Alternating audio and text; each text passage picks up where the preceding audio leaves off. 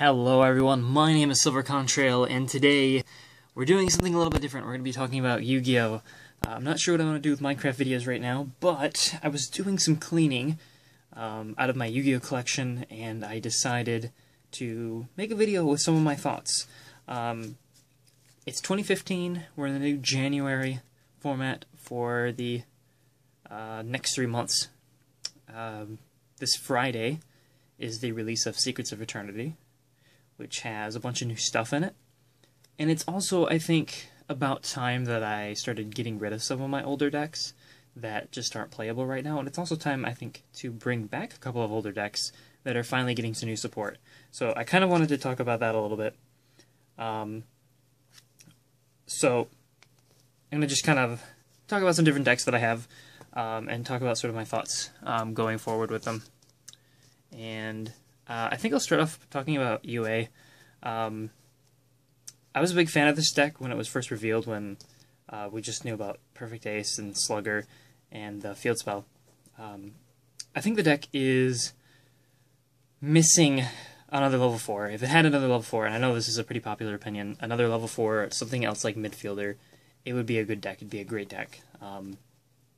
Potentially a very competitive regional strategy. But because it only has one level 4, it's very, very inconsistent. Perfect Ace and Slugger, they're decent cards, but they're not good enough to warrant playing the 3 Storm 4th and just playing those cards. The deck has some really bad matchups, and the new level 7 that's coming out, while I do really like it because it kind of reminds me of Felgrand, it just isn't enough. It's not enough for the deck. There's not enough support here, and it just loses too quickly to simple things. If their field spell gets destroyed and they can't replace it, you lose. So that's what is making me sort of drop this deck, put it on the sidelines for a while. On the sidelines, get it? I just don't think it's worth playing right now. See if I can move these into the middle of my screen here. I don't think it's worth playing right now, and I've gotten frustrated trying to play it. So I think I'm going to put it aside. The only card I really like in this deck, there's only really actually one card I like, and that's Perfect Ace. And there are other decks with cards like Perfect Ace that are easier to play or better to play. And it's taking up too much of my time to try to experiment with this deck. So that's why I'm putting that aside for now. The other deck that I've already really thrown aside is Sylvan. I'm a huge fan of plants. I love plants, my favorite type in the game. But Sylvan are just terrible right now. As soon as Soul Charge went to 1, the deck was just completely unplayable. I don't think it's worth playing. There was someone who topped a regional with just a 1 Soul Charge build. Complete fluke, absolute fluke. The deck is a luck-based version of Lightstorm that doesn't have a Judgment Dragon. It is just terrible. And there is some new support coming out in the premium packs, or I think it's out in the OCG right now. Rose Lover is actually pretty good, but it's not enough to make me pick up the deck again. The only reason I like playing this deck is because of Felgrand. And because of I like Lonefire and the different various plants, but the main reason I play Sylvan specifically is because it makes Felgrand. And I can't do that as frequently, and I can do it easier in other decks, so I decided it's time to not play Sylvan anymore. So I'm probably getting rid of this deck entirely.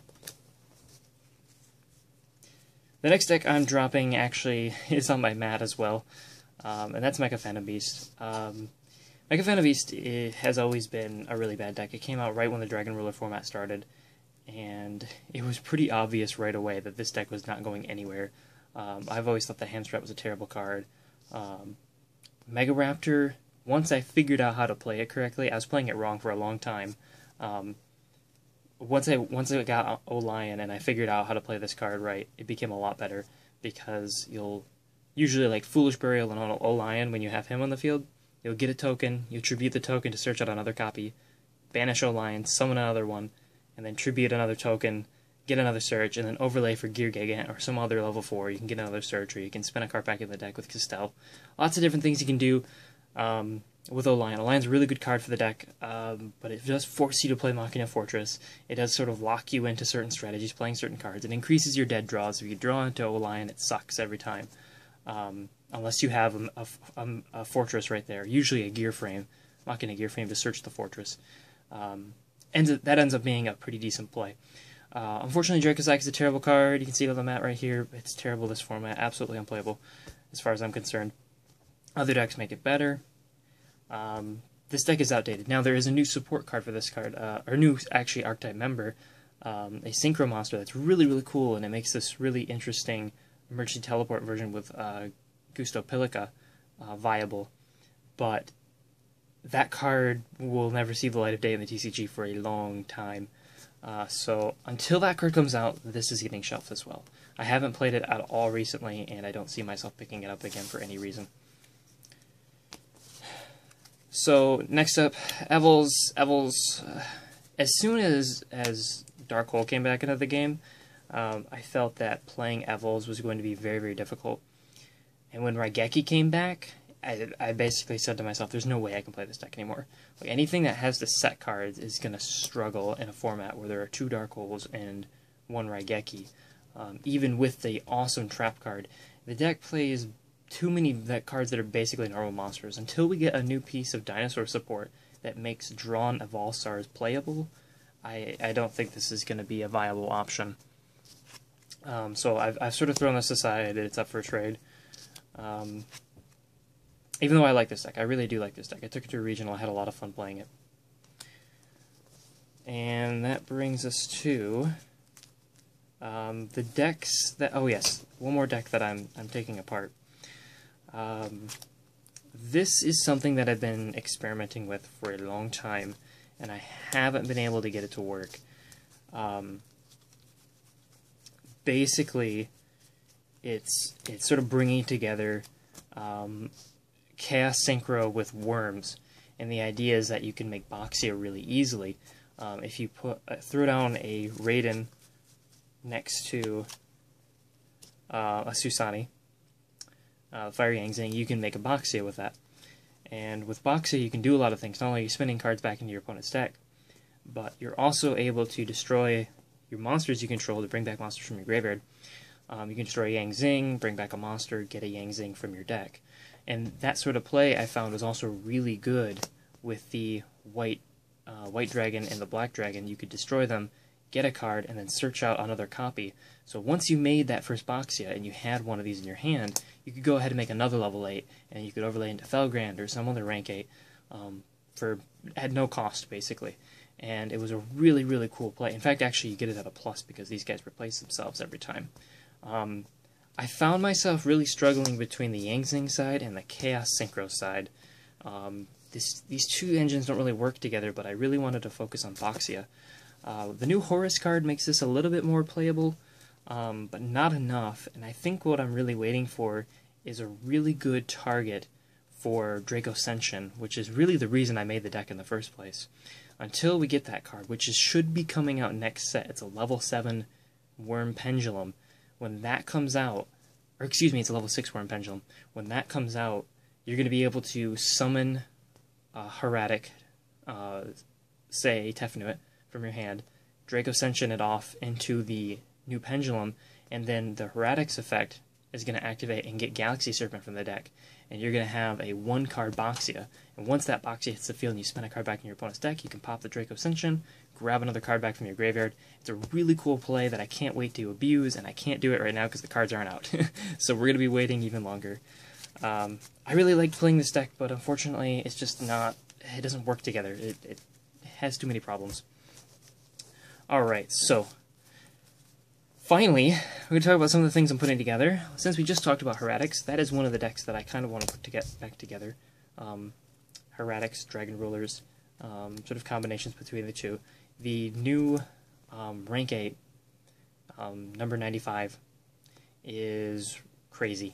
Actually, I don't know if it's a Rank 8. I know it's a Chaos Overlay that you can make after you make a Rank 8. Is an insane card, absolutely insane, but it also looks like a lot of fun, which is something that I enjoy. And since I'm really going to be working with Hieratics, I'm really working with Dragon Rulers, building up Hieratics is something that I definitely want to do, and thankfully everything's cheap right now. For now, anyways.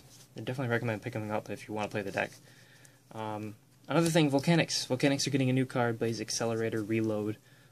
It's a really cool card. It lets me play Ulti Shells again, which is the main reason that I'm building this. and I really like to play Volcanics. I've loved to play Volcanics since I first got a copy of Rocket, and I was like, this is a cool card. And I picked up the shells, and I picked up the Blaze Accelerators, and I picked up everything else, and I ran it at a regional. I did terrible, but I really enjoyed playing it, and I can't wait to play a better version of it, even if it's not really competitive. This is going to be a casual deck that I play this format. Another casual deck that I could play this format is Kawakis. I haven't decided if I want to build this yet. With the new Kawaki card, there's some new options that are available. It's got a really interesting Clyfort matchup because Overload is, or it's not Overload, it's Overdose. I don't actually know what the translation is. I'm sure it's not Overdose. Is really good against Pendulum Summons and other various types of summons. And of course you can get them off Overnight. And there's some cool discussions going on there. Bobby Kenny talked about playing it in Rockstone. I like Urnite. Urnite's my favorite card in Kawaki, so if I do play it, it'll be with Urnite, some kind of pure Kawaki build. Harpies.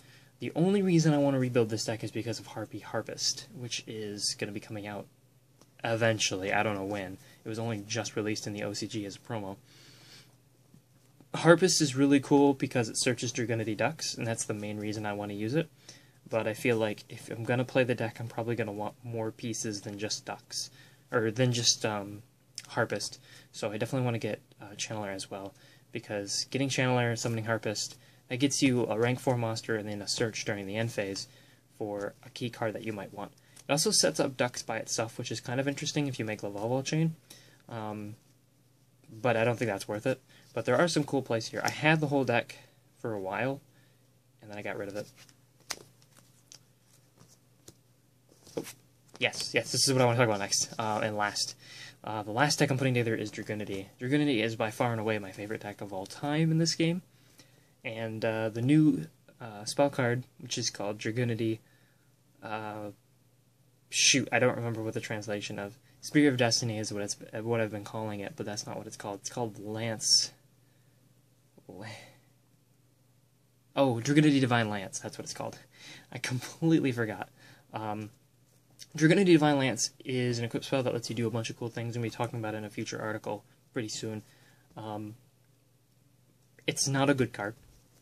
It doesn't replace Ravine, but it does open up some possibilities within the deck that just weren't available before. One of the things I'm exploring right now is with Stardust Dragon Assault mode. There's a lot of support for that that's come out since the good old days, and I think it's going to be worth playing again, especially with a Wild Monster Appears, I think it was called, or translated to, as a Pokemon reference.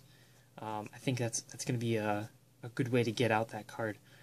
In addition to the normal ways that you get to Stardust, and then you can use Tanky to search Assault Beast, and so on and so forth, which I think is a really good strategy, even if it's inconsistent. Stardust Dragon Assault mode can be good in certain matchups, and then it's also not good. I think it's really good against decks that are like Clyfort, that have like sort of one play per turn, and then they can't do anything else if you stop them. If you stop Scout, they can't get past you that turn. Or decks that don't have ways to get Stardust out of the graveyard. And then lastly, one more thing I'll talk about. I might build Infernoids, so I'll just throw that out there. I think the card of the format is going to be Mystic. I think this is probably the best side deck card you can play right now. And I guess that's about it.